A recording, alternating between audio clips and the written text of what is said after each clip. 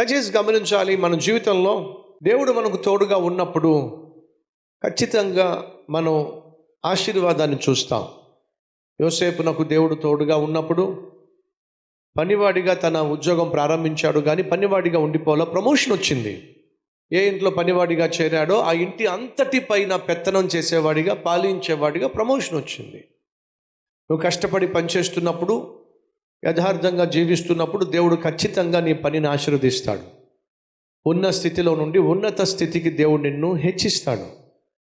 కానీ దయచేసి గమనించు, నువ్వు దీవించబడుతున్నప్పుడు, హెచ్చించబడుతున్నప్పుడు నువ్వు కలిగి ఉన్న దీవెనలు, కలిగి ఉన్న ఆస్తిపాస్తులు ఎప్పుడూ కూడా నీతో సత్సంబంధము కలిగిన, నీతో కలిసి మెలసి ఉన్న, నీతో ఆత్మీయంగా ఉన్న వారితో దయచేసి నువ్వు కలిగి ఉన్న ఆస్తి అడ్డుబండగా తయారు కాకూడదు.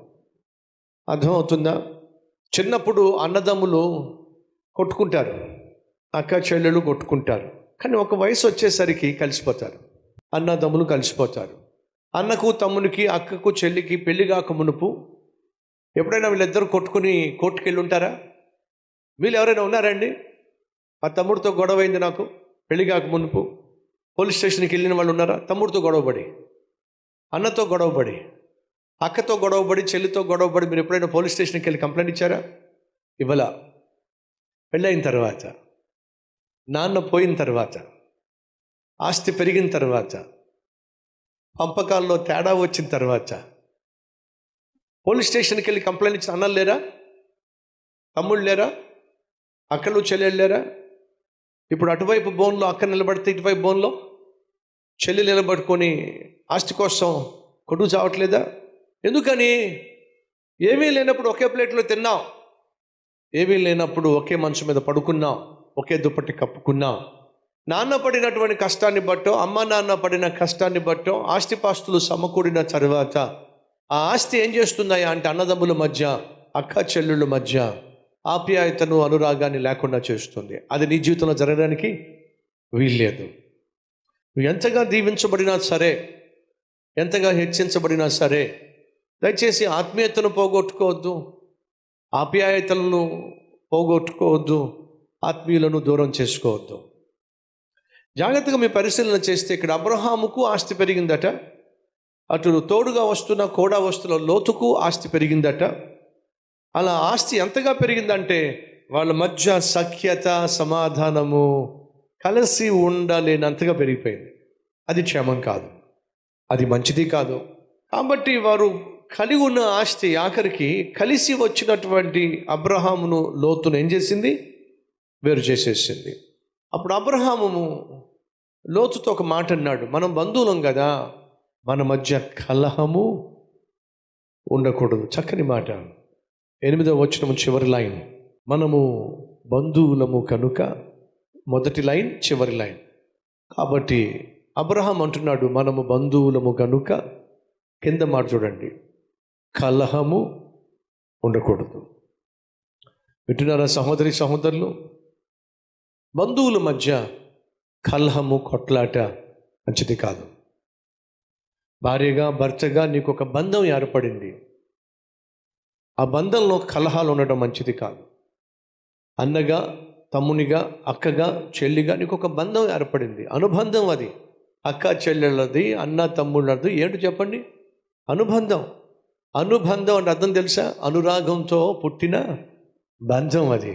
ఈ బంధము తెగిపోవడానికి, చెడిపోవడానికి వీల్లేదు. మనం కలిసి ఉండలేనంత ఆస్తి వచ్చింది కాబట్టి నువ్వు కుడివైపు నువ్వు వెళ్ళు, నేను ఎడం వైపుకు వెళతా, కానీ కలిసే ఉందాం. భౌతికంగా మనం కలిసి వేరుగా ఉంటున్నాం, కానీ మనసుల్లో మాత్రం మనం కలిసే ఉందాం. కానీ కొట్టుకు చావద్దు. ఏమిటి? కొట్టుకు చావద్దు. కుడికి వెళితే నేను ఎడమకు వెళ్తా, ఎడమకు వెళితే నేను కుడివైపుకు వెళతా, కానీ మనం కలహాలు మాత్రం కలిగి ఉండడానికి వీల్లేదు. మనం అందరం కూడా ప్రభు యొక్క కనికరంలోనే బ్రతకాలి, ప్రభు యొక్క రెక్కల చోటనే మనం నివసించాలి, ప్రభు చిత్తమే మన జీవితంలో చేయాలి. ఒక భార్యగా, భర్తగా నువ్వు ఏ నిర్ణయం తీసుకున్నా ఆ నిర్ణయం నీ కుటుంబాన్ని ప్రభావితం చేస్తుంది, నీ బిడ్డలను, వారి భవిష్యత్తును, రాబోయే తరాలను, తరతరాలను ప్రభావితం చేస్తుంది. రాబోయే తరాలను ప్రభావితం చేసే విధంగా మన ప్రార్థనలు ఉంటాయి. ఈ వాస్తవాన్ని మర్చిపోవద్దని ప్రభు పేరట మనం చేస్తున్నాను. సంగమా రండి, మనము ఈరోజు నేర్చుకున్న పాఠాన్ని ఆధారం చేసుకొని తొందరపాటు నిర్ణయాలు తీసుకోవద్దని, తప్పటడుగు వేయొద్దని, తప్పు చేయొద్దని, ప్రభు చిత్తానుసారంగా జీవించటమే ఆశీర్వాదమని, అదే క్షేమమని గ్రహించే ప్రతి ఒక్కరు కూడా ప్రార్థనలో ఏకీపిస్తారా? ప్రతి ఒక్కరు ప్రార్థనలో ఏకీపించాల్సిందిగా కోరుతున్నాను.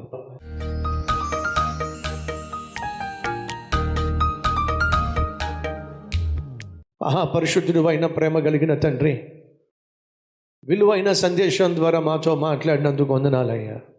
ఈ లోకంలో ఉన్నటువంటి సిరి సంపదలన్నీ కలిపి ఒక తక్కెట్లో వేసిన పరలోకానికి వెళ్ళే టికెట్, ఈ భూమి మీద ఉన్నటువంటి బంగారము, వజ్రాలు, ముత్యాలు అన్నీ కలిపినా సరే పరలోకానికి టికెట్ కొనే ఛాన్స్ లేదయ్యా. ఈ భూమి మీద ఉన్న ధనవంతులు అందరూ కలిసి ఆస్తిని తక్కెట్లో పెట్టిన పరలోకానికి టికెట్ కొనుక్కోలేరయ్యా. పరలోకానికి వెళ్ళాలంటే ఒకే ఒక ఆధారం, ప్రాణం పెట్టిన ప్రభు అయిన యేసుక్రీస్తును, ఆయన చేసిన యాగాన్ని అంగీకరించటం, ఇది మహాభాగ్యం. ఈ భూమి మీద మేము నీ బిడ్డలం గనుక, నువ్వన్నా నీ బిడ్డలన్నా సైతానుకు గిట్టదు గనుక, నీ బిడ్డలమైన మమ్ములను సైతాను బాధ పెడితే నువ్వు బాధపడతావని, నిన్నేమీ చేయలేక వాడు మమ్మల్ని ఏదో చేయాలని ప్రయత్నం చేస్తున్నప్పుడు ప్రాణంగా ప్రేమించిన నువ్వే మా పక్షమున వ్యాజ్యమాడతావని, మమ్మను కాపాడుకుంటావని, కాపాడుకోవడానికి చాలిన దేవుడు అని, మమ్మను ముట్టివాడు నీ కనుగుడ్డును ముడుతున్నాడని నాయన మేము నమ్మి నీ రెక్కల చోటున దాక్కుంటున్నావు. నాయన మమ్మను కాపాడండి అయ్యా, సంరక్షించండి అయ్యా.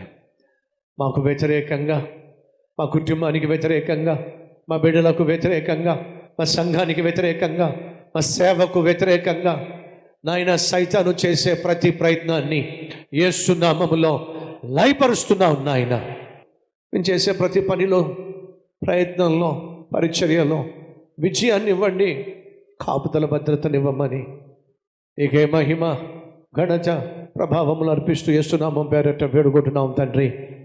ఆమేన్.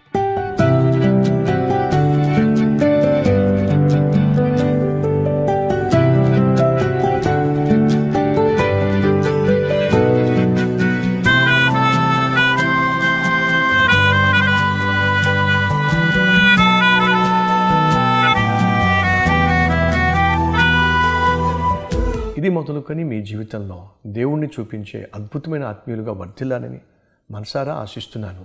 ఈ క్లుప్త సందేశం మీకు ఆశీర్వాదకరంగా ఉన్నట్లయితే లైక్ చేయండి, అలాగే 10 మందికి షేర్ చేయండి. అంతేకాదు ఓ చక్కని కామెంట్ పెట్టండి, అది నేను చదువుతాను, దేవుని మహిమపరుస్తాను.